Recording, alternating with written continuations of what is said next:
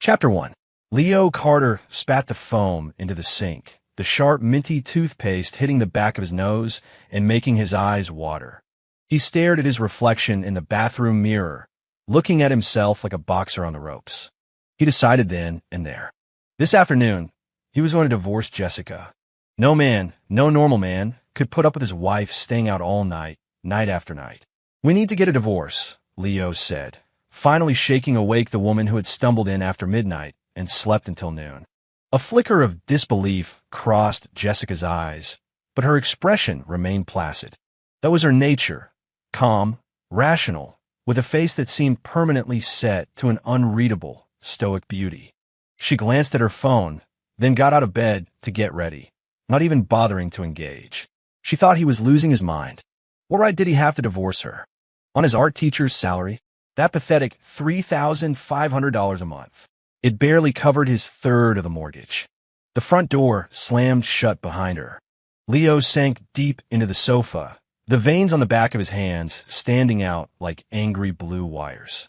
A divorce. What right did he have, really? He'd once been the golden boy of the art school, and Jessica Miller had been the queen of the business department. He had the talent, she had the beauty, and when that beauty had confessed her feelings for his talent, he'd fallen hard. Blinded by love, Leo had given up a full-ride scholarship to a prestigious MFA program in New York to move back to her hometown of Savannah. She was an only child, she'd said. Leaving her parents was out of the question. The honeymoon phase was short, but the reality was long. The city's crushing housing market and stagnant wages wore Leo down, body and soul. 5 years of teaching high school art felt like a dead end, a monotonous grind that offered no future. They didn't even dare talk about having kids. Jessica was a sales director. Beautiful and a chameleon, she was brilliant at her job, navigating the murky waters of corporate schmoozing, charming circles of leering, middle-aged clients. She could play the game, work a room, do whatever it took. Leo had a thing about authenticity. He couldn't stand that side of her. But every time he brought it up, she shut him down with the same cold logic. "You want me to quit? Fine. You pay the mortgage. I guess we could always live on the street." The weight of it all was suffocating. After every fight, he'd retreat to his small studio, the one place he could try to stoke the tiny flame of inspiration he had left. But today, he didn't go to the studio. He sat on the sofa for a long time, then pulled out his phone. He opened a message thread on WhatsApp he hadn't touched in years. Just this morning, a new message had popped up from that very contact. "Leo, hope you're doing okay. There's a major gallery exhibition coming up here in New York. I have a spot I can recommend someone for. Come find me. I'll give the spot to you, and we can forget about what happened back then." "What's the catch?" Leo had typed back. "Divorce her, and come to me." His phone buzzed, jolting him back to the present. "Mom," Leo said, his voice cautious. "Leo, what is wrong with you?" A sharp, grating voice shot through the phone. "Jess is busy. I asked you to pick up my prescription hours ago. You can't even handle one simple thing. What are you good for? I can't imagine what kind of family raised such a useless man." Leo's face was a stony mask. "I'll bring the medicine over in a little while, Brenda." He hung up, his eyes hardening with a fresh wave of resolve. To his surprise, Jessica came home early. Leo stood at the bedroom door, holding the divorce papers he'd printed out. He saw her sitting at her desk, her back to him. Her slender silhouette suddenly made his chest ache. He shook his head, telling himself not to go soft. He was about to speak when he heard her voice, quiet and tired. "Leo," she said, "let's have a baby." The courage to show her the papers vanished. He felt like a deflated balloon, but a tiny spark of light flickered back to life in his eyes. Chapter 2. "Oh, really? That's hilarious." Jessica leaned against her cubicle wall, a coffee mug in one hand, the other resting casually on a male colleague's shoulder. She laughed, a bright, tinkling sound that made her tailored blouse stretch taut across her chest. Anyone who didn't know her well would never believe that Jessica at the office was the same person she was at home. At home, she was reserved, almost cold. In 5 years, they'd been intimate less than a dozen times. At the office, she was a vibrant, captivating flirt. Her female colleagues sometimes used the word shameless behind her back, but the men loved it. "Jess, I'm telling you, we're going to land this project because of you," her colleague, Mark Thompson, said excitedly, his eyes darting to her chest every few seconds. Jessica leaned in, her voice a low murmur in his ear. I already cleared it with the boss. If we close this deal, our commission gets a 20% bonus. You might finally have that down payment. Mark was dizzy with excitement. He couldn't believe his luck getting partnered with Jessica. She was the top salesperson in the company. He had no idea why she'd taken a rookie like him under her wing. Could it be that she was into him? No, his wife was due in 2 months. He couldn't afford to screw up. Jessica sauntered back to her desk, a frown suddenly creasing her brow. She remembered something and immediately dialed Leo's number. The toilet at my mom's is clogged. Go fix it. And on your way, stop by that specialty grocery store, the one she likes, and pick up a container of that imported olive oil. I don't know how to fix a toilet. And can't you buy olive oil anywhere? Leo replied from the other end, setting down his paintbrush and trying to keep his voice steady. The thought of his hands meant for painting, gripping a plunger was a special kind of hell. She doesn't like the oil from other stores. And if you don't know how to fix a toilet, you can learn. Leo, don't disappoint me again. Or I might have to reconsider my decision from yesterday. Her voice was ice. She hung up before he could answer. The dial tone buzzed in his ear. Leo felt a vain throb in his forehead. She hadn't changed at all, but she had promised him a child. Just one last time, he told himself. This will be the last time. Brenda stood in the bathroom doorway, pinching her nose with one pudgy hand, her face a mask of disgust. Leo, are you trying to break my toilet? Don't use so much force. I gave you the plastic bag, didn't I? Your fingers are long enough. Just reach in there and pull it out. A wave of nausea hit Leo. He leaned over the toilet bowl and dry heaved. Leo, for God's sake. Brenda shrieked. Are you trying to make me sick? Fine, you take your sweet time with it. I have to take your father for his checkup. I want it fixed before we get back. If I see that mess again, I'll faint. Her husband, Robert, who was stooped over tying his shoes, frowned. Brenda, that's enough. Leo, don't mind her. My back's been killing me, and she's been waiting on me for 2 days. She's just blowing off steam. That only made Brenda angrier. She grabbed Robert by the ear and dragged him out the door, yelling the whole way. The door slammed. Leo slumped to the floor. He took out his phone and opened the message thread again. After his reply yesterday, the other person hadn't written back. He had written, probably not. I'm about to have a child of my own. I don't want to cause any more trouble. Ping. The chat window lit up. Leo tapped it open. It was a new message. It was a picture of a train ticket, and a sell a ticket for a train arriving in Savannah that afternoon. Chapter 3. Evan, I'm sorry, Leo said, looking apologetically across the cafe table. I didn't mean for you to come all this way for nothing. The exhibition is an incredible opportunity, and I'd be lucky to be in it, but I can't agree to your terms.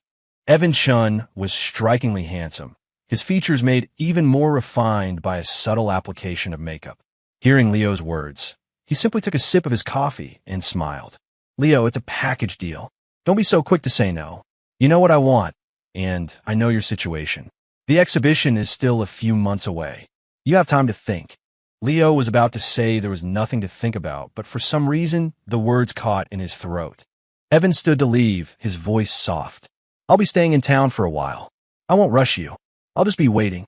And Leo, you look much more worn out than you did a few years ago. Leo's eyes welled up. He fought to keep the tears from falling, trying to hold on to his last shred of dignity. But when he got home and stood at his front door, he felt that last shred dissolve. Taped to the door was a final notice from the water company. Today was the deadline. If he didn't pay, they were shutting it off. He'd spent the last of the money in his checking account on that damn bottle of olive oil. He and Jessica had an agreement. He paid the utilities, his third of the mortgage, and bought the groceries. His salary might have been just enough to cover it, if not for one other critical expense, his art supplies. Even now, he couldn't extinguish that dream. He kept painting, his small studio serving as both his sanctuary and his escape. Jessica never understood. Maybe, in the beginning, she had admired his talent. But years in the corporate world had taught her to measure everything in dollars and cents. Painting was nice, but could you sell it? If not, it was just trash. Worthless paper. Defeated, he went into his studio. He was about to pick up a brush when his phone rang again. It was his mother. The weather was getting colder, she said, reminding him to wear a coat. He'd always been frail. He needed to eat well, not worry about the money. His father murmured in agreement in the background. The tears he'd held back all day finally broke free. Leo bit his lip, mumbling okay into the phone. Leo was also an only child. His parents, both working class, had adored him. They'd scrimped and saved to pay for his expensive art classes, supporting him all the way through art school, even knowing the job prospects were bleak. They were retired now, living on modest pensions. "Honey, I just Venmo'd you $2,000, his mom said. "Don't you dare send it back. We're fine, and we're saving up for our grandkid. You're all alone out there, and we can't take care of you. You have to take care of yourself, okay?" After he hung up, Leo stared at the notification, his eyes red. He hesitated for a long time before finally accepting the money. An unbearable wave of guilt washed over him, so thick he could barely breathe. He hadn't even eaten since noon. He lay on the bed, the lights on, staring blankly at the ceiling. He stayed like that until 2 in the morning, when Jessica finally came home, reeking of alcohol. Leo watched her with a blank expression. She just stared back at him.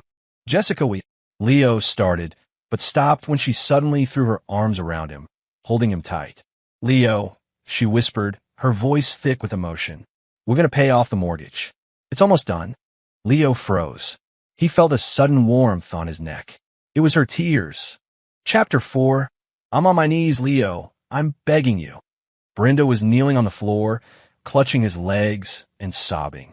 Behind her, Robert's face was ashen. Terminal cancer. The total cost of treatment would be around $250,000. The bonus Jessica was getting for closing her deal, after paying off the last of the mortgage, was exactly $250,000. The day after Jessica had told her parents they were finally debt-free, Robert had gotten the diagnosis. The results were confirmed by her cousin, a doctor at the hospital. Leo felt a chill run through him. He looked at Jessica. "It's terminal? What are we going to do?" Jessica said nothing, her face unreadable. She walked over, pulled a debit card from her purse, and handed it to Brenda. Then she turned and walked out. The money from her bonus had been deposited that morning. "Jessica," Leo roared, jumping to his feet, his voice filled with a bottomless pit of despair and fury. She didn't turn back. She just kept walking. Tears streamed down Robert's weathered face. A look of guilt and self-loathing etched into his features. Chapter 5. Ignoring the stunned looks from everyone in the office, Mark Thompson slammed a stack of spreadsheets on Jessica's desk. "Wow, Jessica, you're really something else," he hissed. "A 60-40 split becomes 90-10. You played me for a complete idiot. Unbelievable." Jessica looked at him with a smirk. "Mark, be honest with yourself. How much work did you actually do? You keep barking like a stray dog, and you won't even get that 10%. Mark pointed a trembling finger at her. "You just wait. I know exactly how you landed that project. You want me to tell everyone about your dirty little secrets? That I slept with a client?" She shot back, her voice dripping with contempt. "You'd better have proof. You can think whatever you want, but if you say it out loud, I'll sue you for slander." Mark was speechless. He knew she was ruthless, but he never imagined she could be so shameless. Just then, her phone rang. Seeing the caller ID, her face instantly broke into a dazzling smile. "Mr. Croft, so good to hear from you. Don't you worry. I'll see this project through to the very end. Not a single loose end. And about that other thing we discussed. Yes, my answer is yes. I'll do it." Chapter 6. Jessica's personality did a complete 180. The cool, distant woman was gone, replaced by someone who was relentlessly passionate, wanting to be with him every night. But Leo wasn't interested. He was completely disillusioned with her. He was just waiting for the right moment to bring up the divorce again. Finally, after one of her advances, he pushed her away. "Stop it, Jessica," he yelled. "Just stop. I know you're faking this. You feel guilty, and you think this is how you can make it up to me, but I don't need this kind of compensation. You and your family. It's a cage, and I'm trapped inside." Jessica's eyes went cold in an instant. She met his gaze. "A divorce? Fine, but you wait 2 months. Wait until my project is completely wrapped up." Leo felt a wave of relief wash over him, but it was mixed with a strange sense of loss. He buried his face in his hands and started to sob. A month passed. Leo moved into a studio, and they stopped speaking entirely. To Jessica, it was as if he were thin air. But over the past few days, Leo noticed a change in her. She was anxious, a palpable, nervous energy radiating from her. She checked her phone constantly, as if waiting for a critical message. Then, one day, the anxiety was gone, replaced by a hollow, ashen look on her face. That evening, she knocked on the door of his studio. "Is it time?" Leo asked, his voice flat. He looked gaunt. It wasn't 2 months yet, but what did a few weeks matter?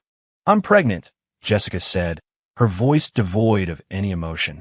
Chapter 7. Evan sipped his coffee, a hint of eyeshadow, giving his eyes a perpetually amused look. "Your wife is pregnant? Well, that's a reason that's pretty hard to argue with."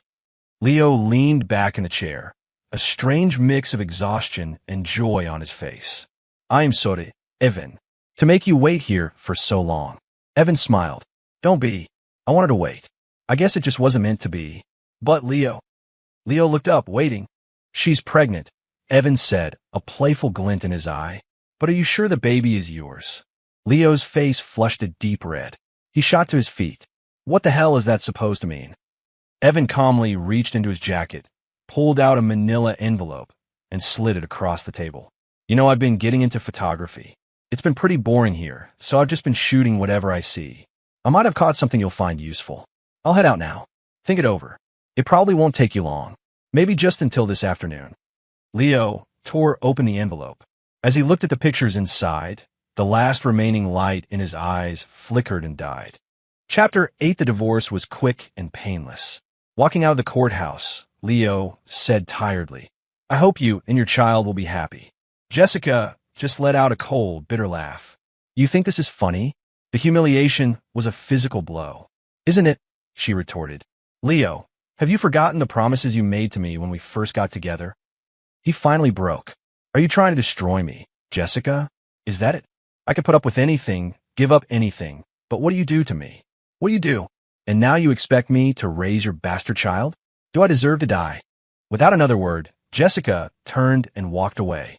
In the company parking garage, she didn't get out of her car right away. She leaned back in the driver's seat, taking deep breaths, trying to calm the storm raging inside her. When she finally felt a little steadier, she got out. Suddenly, a large hand clamped down on her arm. "Julian Croft?" Jessica shook his hand off, a wave of disgust washing over her.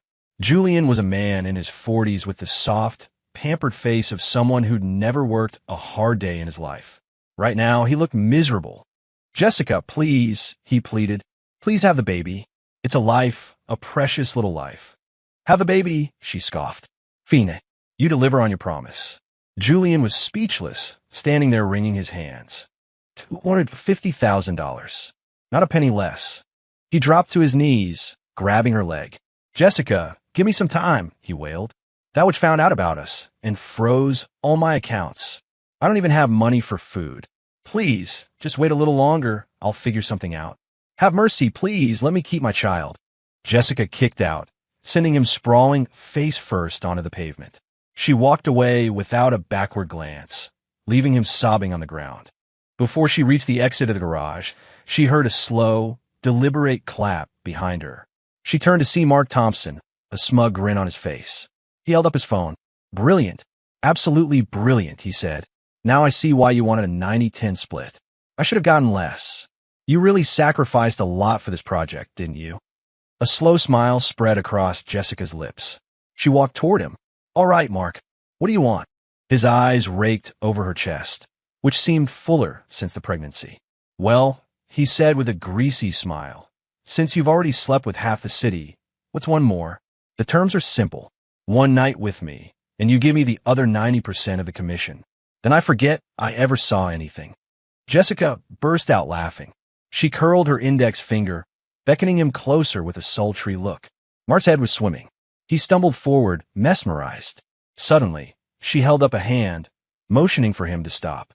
He looked down in confusion, just as he felt a blinding pain. The pointed toe of her high-heeled shoe had connected squarely with his groin. He collapsed to the ground, howling like a stuck pig. Chapter 9. Jessica had snatched Mark's phone. With video proof that he had been blackmailing her, the police let her go after she gave a statement. However, for having an improper relationship with a client, she was promptly fired. She came home to the familiar smells of her apartment, but it was empty, cold, quiet, and utterly alone.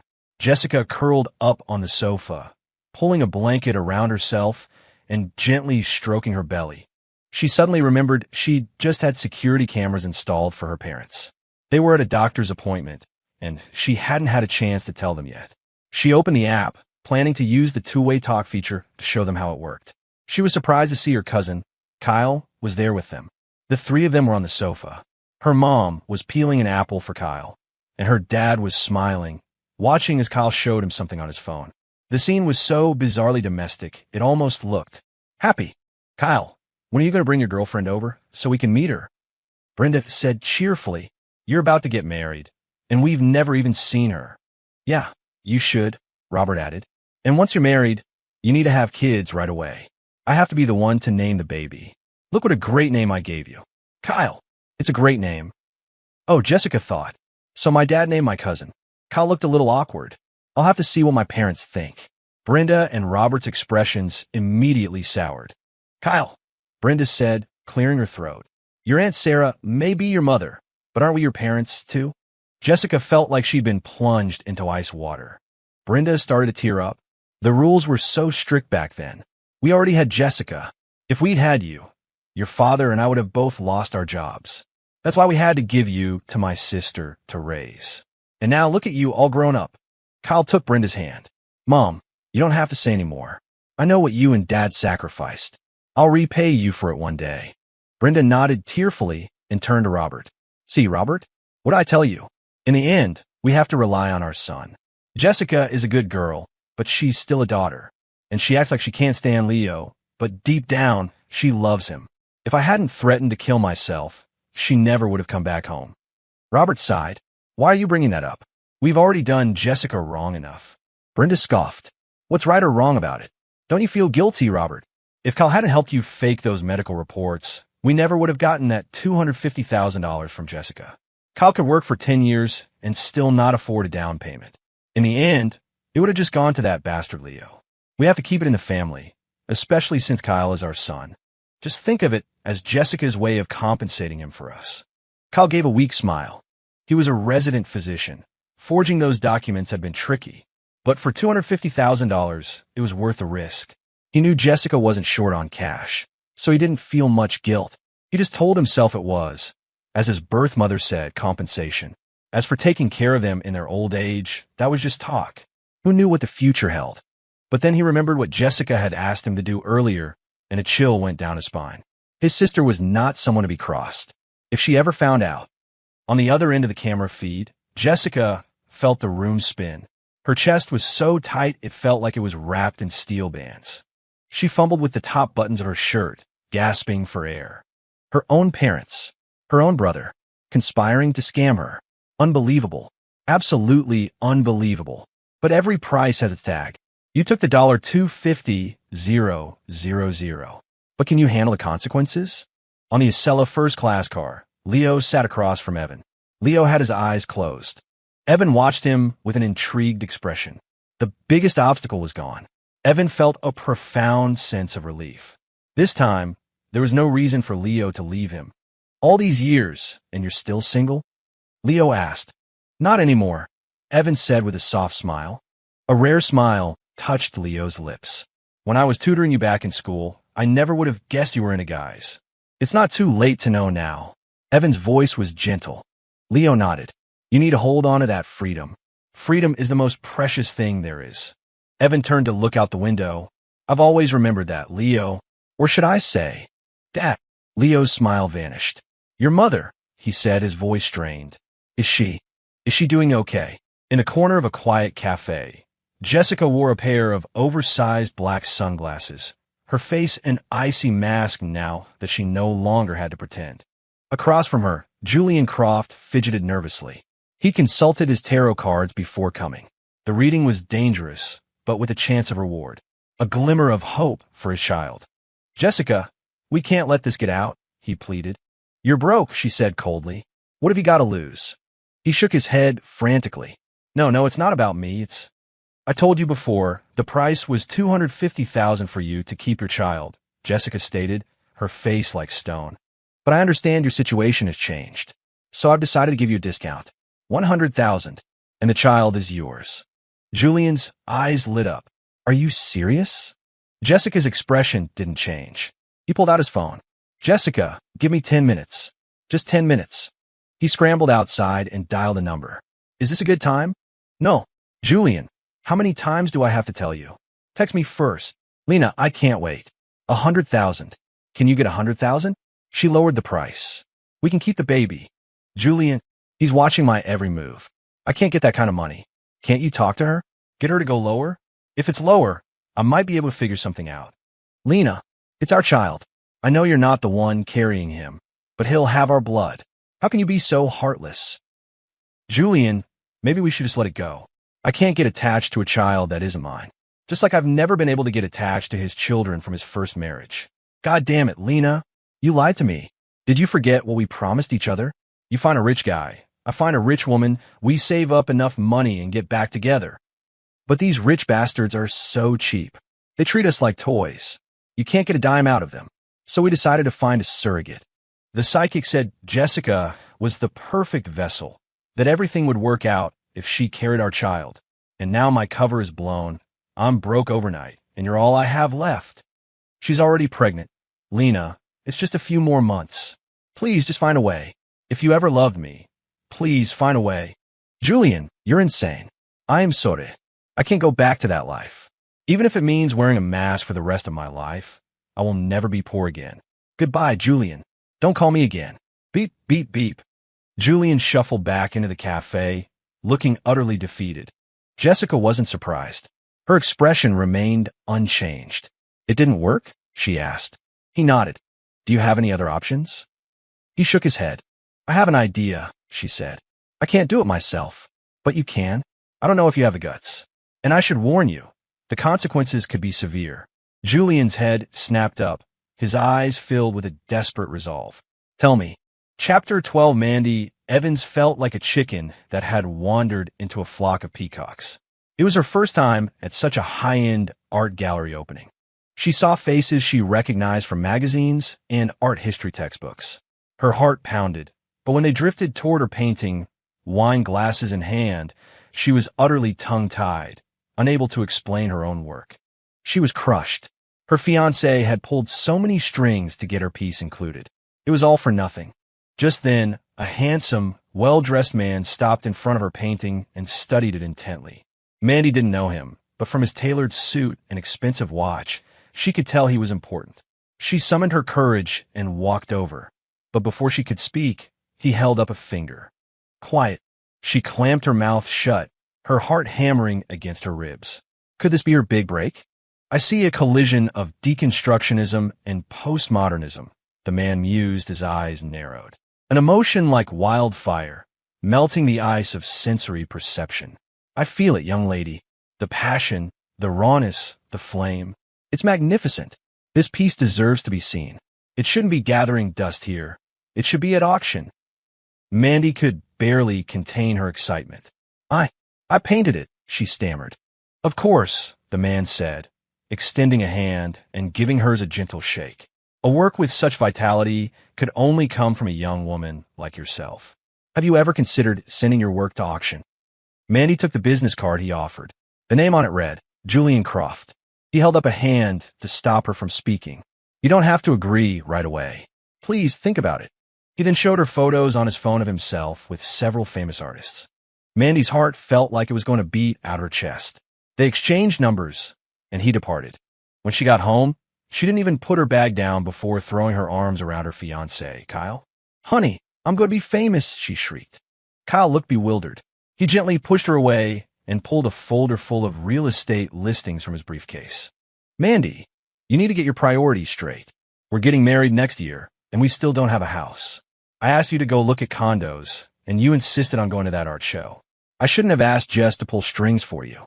Mandy snatched the folder and tossed it aside. Who needs to look at condos? Once I'm famous, one painting will be worth a whole house. She then launched into a breathless story about the art world VIP she'd met. Kyle was skeptical. I don't know, it sounds shady. Are you sure you're not being scammed? Scammed? How? Mandy said impatiently. He showed me pictures with all those famous artists, and I asked my professor about him. He's a huge deal in the industry. He discovers unknown geniuses like me. He's launched the careers of dozens of young artists. Kyle still felt uneasy, but Mandy was so excited he didn't want to burst her bubble. Just be careful with that money, he warned. That's our down payment. We can't afford to lose it. Mandy's eyes flashed. What's that supposed to mean, Kyle? We agreed the house would be in my name. Are you backing out now? You were the one in a rush to get married, not me. It's not too late to call it off. You want the money back? Fine, I'll transfer it to you right now. Kyle panicked. He threw his arms around her and soothed her with sweet nothings until she finally calmed down. He made a mental note not to mention the money again. Chapter 13, You haven't changed a bit. But I've gotten old, Catherine Pierce said, smiling at Leo. The words felt like a jab. The opposite was true. Catherine had a fortune to spend on skincare and cosmetic procedures. She looked almost the same as she had 10 years ago. Leo, on the other hand, had been worn down by life, aging him far more than a decade. Catherine was a woman of immense poise and beauty. At 50, time had barely touched her. She glided over, took Leo's hand, and smiled. You're finally back.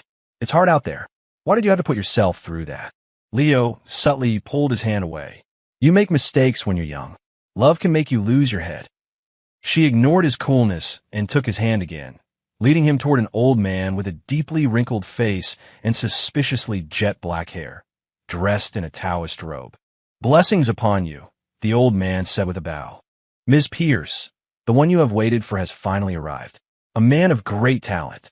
I can see from your aura, young friend, that you are a dragon leaving the shallows, a tiger returning to the mountain. A great future awaits. Your destiny is perfectly aligned with Ms. Pierce's. This reunion is truly wondrous. Leo frowned. Catherine covered her mouth and chuckled. Master you. Spare me the theatrics. I don't believe a word of it. Go get your hair re-dyed this afternoon. I can see the gray roots. Better yet, get plugs. I'm introducing you to some of my friends later. If you can't win them over, I'm cutting your annual donation in half. Master you scurried behind her and began massaging her shoulders. Don't you worry, Miss Pierce. It's in the bag. I'll get the hair done this afternoon. My blood pressure is too high for plugs, though. And please, don't cut the donation. My grandson starts college next year. I need to save up for his tuition and his wedding. Catherine turned to Leo with a knowing smile. See? Bills, tuition, groceries. Even mystics have to bow to reality. Leo just nodded. This was why he had left her all those years ago. She saw through everyone, played with people for sport, and had a moral compass that pointed wherever was most convenient. She was the polar opposite of Jessica. Catherine was warm on the outside and ice-cold on the inside. Jessica was the reverse. Evan said my paintings could get into the exhibition. Is that true? Leo asked. I know my own skill level. I'm not sure I'm good enough. Whether you're good enough is for me to decide, Catherine said with a laugh. If 100 people on the street say a painting is good, it doesn't add a dime to its value. But if I get a handful of critics to say it's good, then I can write any number I want on the price tag. In that case, Leo said, I want to sell one for $250,000. Catherine looked him up and down, then smiled. Done. Chapter 14, Jess, why is this condo so cheap? Kyle asked, looking at the pictures his sister had sent him. Only $250,000 for the whole thing? In this neighborhood, with these renovations, it should be at least $400,000. Jessica's voice was warm over the phone. It belongs to my old colleague, Mark Thompson. He had an accident a while back, and when his wife heard the news, the shock sent her into early labor. The baby's still in the NICU, and they're desperate for cash. He just bought the place less than a month ago, and he had to borrow from everyone for the down payment. I just feel bad for him, so I wanted to help out. When you talk to him, don't mention my name. You know how men are with their pride. Right. I get it, Kyle said quickly. He felt a pang of guilt, remembering the things he'd done for her that were a far cry from good-hearted. This was the deal of a lifetime. He didn't want to waste time calling Mandy. She'd been acting strange lately, almost manic. He needed to talk to her in person to seal the deal. At that moment, Mandy was in her studio apartment, pacing back and forth, her face a mask of indecision. Mandy, you are a rare talent. Julian Croft's smooth, magnetic voice purred. But you know, art isn't like gold. Gold is gold anywhere you go. Art needs to be marketed. Building a reputation costs money. Mandy trailed off. Julian took her small, delicate hand. She flinched, but didn't pull away. Seeing his chance, he pressed on, his voice full of emotion. Mandy, do you know why I chose your work for the auction? She looked down at her feet. You said it was full of life? That's only part of it. He gently pulled her into his arms, whispering in her ear. The other reason is, you look just like my first love. Not just your face, but your spirit. Oh, where's she now? Mandy asked timidly. She's dead, Julian said, his voice turning cold, then immediately softening again. Mandy, I believe in you. I want to help you. Opportunities like this don't come along every day. Seize it and you'll soar. Miss it, and you'll be nobody forever. Do you understand? Mandy nodded sadly. Understand, but I don't have that kind of money to grease the wheels. Silly girl, Julian said, stroking her hair. I have the connections. The operating fund is $250,000. I can lend you half. You can pay me back after the auction, but you have to come up with the other half. It's not that I won't help, but I need to see that you're committed. The money doesn't just disappear. It's an investment. I wouldn't risk my reputation. You're a smart girl. I trust you know what to do. Mandy nodded. She pulled a crumpled debit card from her pocket. Julian didn't even glance at it, just placed it on the table. He looked directly into her eyes. That's my good girl. But I want to explore the source of your art more directly. Are you willing to dedicate yourself to art? Mandy blushed and said nothing, just gave a barely audible hum. Julian raised an eyebrow. He didn't understand why this part was necessary, but Jessica had said it was part of the plan. Fine. It was no skin off his back. Chapter 15. This is a once-in-a-lifetime opportunity. What are you hesitating for? Kyle yelled, his face contorted with anger. Mandy's voice was shrill, masking her guilt. I know that. I invested the money in some tech stocks. How was I supposed to know we could get a place like this for so cheap? I was just trying to make a little extra, and then the market crashed. I can't sell until it recovers. And were you just yelling at me? Kyle's fists clenched and unclenched at his sides. He let out a long sigh. He was about to call Jessica when his phone pinged with a new message from her. Kyle, have you decided yet? I heard from a colleague that there are already several other buyers looking at it. You need to move fast. A wave of panic washed over Kyle. He felt like a steak was about to be snatched right out of his mouth. Figure something out, he said through gritted teeth. Mandy exploded. I should figure something out? Since when is buying a house my job? Even if my parents had money, it's for my brother. You know where that $100,000 came from, Kyle. You have two sets of parents. Your birth parents coughed up blood for you, so are your adoptive parents just going to sit back and watch? A vein throbbed in Kyle's temple.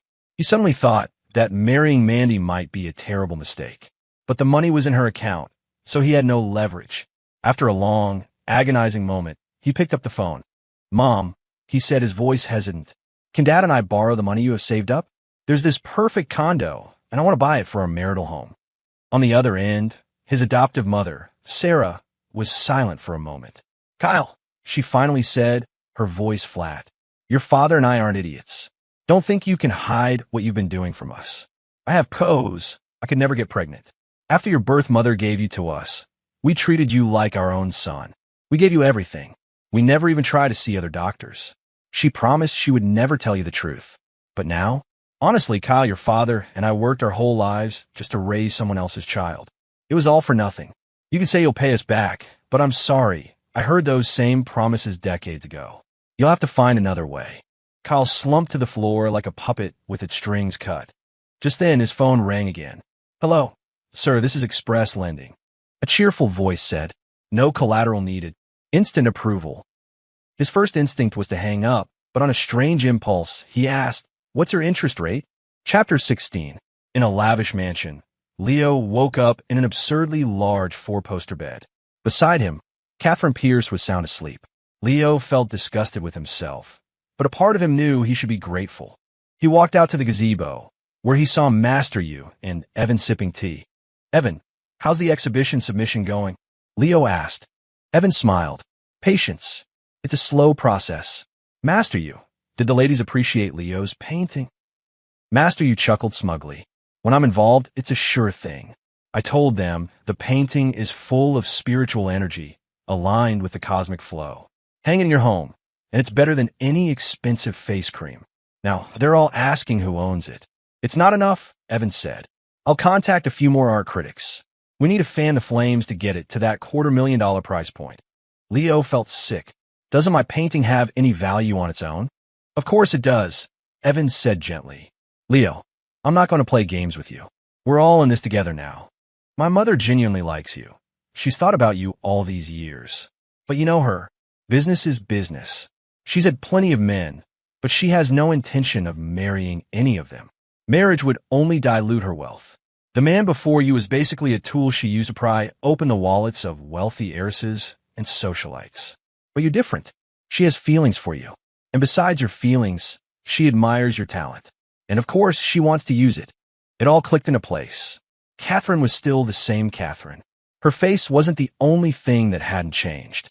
Sensing the tension, Master Yu tried to smooth things over. Evan, we all understand. No need to spell it out. Ms. Pierce is a brilliant woman. We just have to be honest with her. Not like that Julian Croft, saying one thing to her face and doing another behind her back. That's just. He trailed off, silenced by a fierce glare from Evan. Leo noted the exchange. Julian Croft? The name sounded familiar. Mandy was losing her mind. She called the number over and over, but it was disconnected. She contacted Julian's company, only to find out he'd been fired months ago. She checked her bank account. The money had been withdrawn the same day she had dedicated herself to art. She couldn't go to the police. The money was dirty to begin with. Her head felt like it was splitting open. Her phone wouldn't stop ringing. She knew who it was. Stop calling me. Kyle, I know. Can you please stop calling? I'm trying to figure something out. The stock tanked. What do you want me to do? You want me to die? She shrieked into the phone. Kyle's voice was a desperate plea. The loan sharks are hounding me. If I don't pay them back the $105,000 this month, it becomes $120,000 next month. They said they'd kill my family and come to the hospital. What am I going to do? I'll be ruined. Mandy screamed and threw her phone against the wall. She started smashing things around her apartment. That was only one problem. There was something else, something that was pushing her to the absolute brink. What are you doing? Get out. I'm calling the cops. Brenda shrieked, clawing at the tattooed men who had forced their way into her home. Robert frantically tried to hold her back. The leader of the group plopped down on the sofa and motioned for one of his guys to hand Brenda her phone. Go ahead. Call them. They won't be arresting me. Brenda froze. Just then, two of the men dragged in a large canvas bag. They untied it, revealing a disheveled head of hair. Brenda's heart sank. She recognized him. Mom, Kyle whimpered, his face swollen like a pig's. I took out a high-interest loan for $100,000. I can't pay it back. You're all I have left.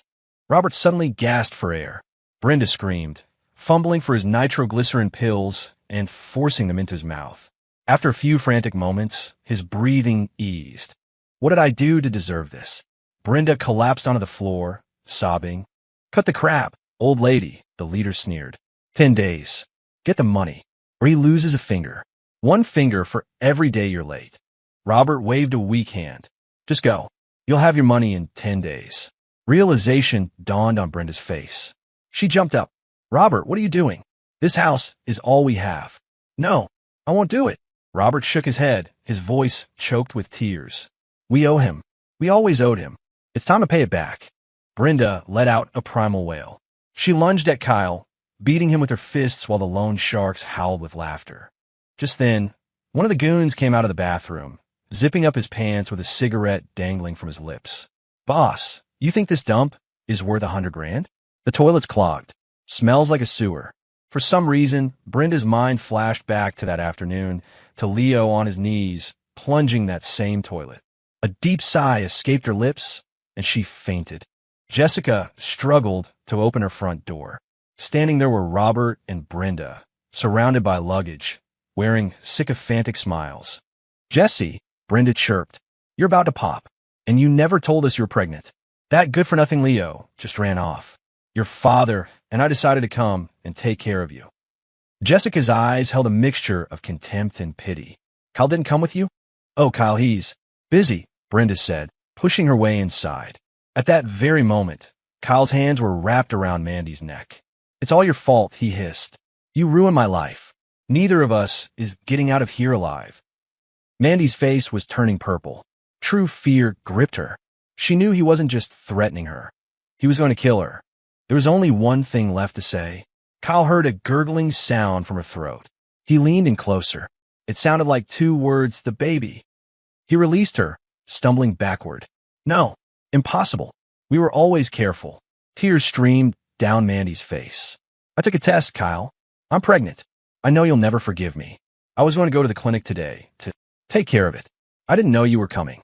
A strange, strangled sound escaped Kyle's lips, halfway between a laugh and a sob. Chapter 20. Leo took Master Yu out for drinks, asking him about the more mystical aspects of his craft. After a few whiskeys, the old man was happy to have an audience. Is any of it real? Leo asked. And what's real? Master Yu slurred. It's real if you believe it. Look at Ms. Pierce. She doesn't believe a word of it, and she's rolling in money. Then you have that Julian Croft. Believes everything. And look at him. Cursed with bad luck. Oh, what does Julian believe? Master Yu cackled. It's a funny story. He was one of Ms. Pierce's boy toys, but she's past the age of wanting kids. He used to come drink with me, telling me he wanted an heir. He has this old flame he's still in touch with, but she's married. So get this, he wants to take his, and her, and mix them together and put them in someone else's belly to have their baby. Can you believe it? The miracles of modern science, right? Fascinating, Leo said. Did he find someone to carry the baby? How would I know? Master, you said, then leaned in conspiratorially. But someone did. Don't tell anyone I told you this. Little Evan. He gave me a name. Told me to tell Julian that this woman had the perfect cosmic alignment to be the mother for his child. Who? Some woman named Jess something. Jessica Miller? Master, you suddenly sobered up. How did you know? Leo just nodded at him and walked away, his face a blank slate. How many birds had they killed with that one stone? He had to admit, it was a brilliant move. So, why did his heart ache? Chapter 21. Kyle raised his glass, his face flushed. Mom, Dad, Sis, this is Mandy, and I have some great news. Mandy's pregnant. Brenda burst into tears of joy. They were all living in Jessica's apartment now. Brenda had already explained to Mandy that Kyle was Jessica's long-lost brother. Jessica, with her usual cool demeanor, had shown no reaction. Tonight, Kyle had brought Mandy over for a formal family dinner. Brenda and Robert were overjoyed. The storm had passed. I've made a lot of mistakes, Kyle said, his eyes wet. For now on, I'm going to work hard, take care of you both, be good to Mandy, and look after my sister. Brenda and Robert wiped their eyes. Mandy kept her head down. Congratulations, Kyle, Jessica said with a small smile. But as your big sister, there's something I feel I should mention. Anything, sis, Kyle beamed. Mandy's head snapped up, her eyes locking on Jessica. It's a bit of a cliché, Jessica said, her smile widening. But are you sure the baby is yours? Kyle's world went silent. He slowly turned his head to stare at Mandy. Mandy's mind raced. She had a suspicion, but it wasn't clear yet. She threw her hands up in a gesture of surrender. I don't know how you found out, but fine. There's no point in hiding it. Kyle, you're right. The baby isn't yours. Let's be honest, you never loved me, did you? A doctor and an artist, set up on a blind date. A year of dating, then marriage and kids. It sounds perfect, but do you even know me? I never really knew you either. And even though he was a liar and a cheat, and I want to skin him alive, those few weeks with him were happier than my entire year with you. I was even thinking of keeping his baby. It's pathetic, I know, but it was the closest thing I've ever had to love. A low, animalistic growl rumbled in Kyle's throat. He stumbled toward the kitchen. I'll kill you. I'll kill you both. Jessica grabbed a wine bottle from the table. Pregnant belly and all, she moved with surprising speed, getting behind Kyle and smashing the bottle over the back of his head. He crumpled to the floor, blood pooling on the tiles. Jessica turned to the stunned room, her voice cold. There, all debts are paid. And for the record, every single one of you had this coming. Chapter 22. Jessica sat on a park bench, gently rocking a stroller. The baby inside was fast asleep. Leo sat down next to her and took a debit card from his pocket. The pin is your birthday, he said. Pay off the rest of the mortgage. It must be hard, raising a child on your own. Jessica took the card and slipped it into her bag. Leo gave a bitter smile. Don't I even get a thank you? I never did anything to wrong you, she said coolly. Why should I thank you? Leo looked at her, then at the baby. He hesitated. When I was a kid, My grandma told me that people in our family have different earlobes. They curl outward like a little spoon to catch happiness. I guess she was wrong.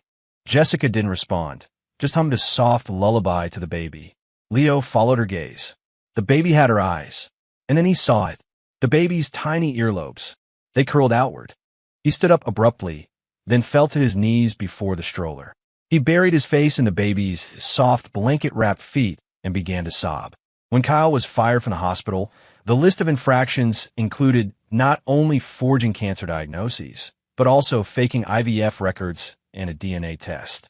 When Julian had asked Jessica to be a surrogate, one of the conditions was that she would raise the child for him. He and his lover were in no position to be parents. Jessica never went through with the IVF. The baby was Leo's. And Leo had finally stood up to Catherine. If she tried to control him again, he would burn everything to the ground. Catherine had just smiled. The hype for his art was already built. It was a shame they couldn't be partners, but she still wanted to be his agent.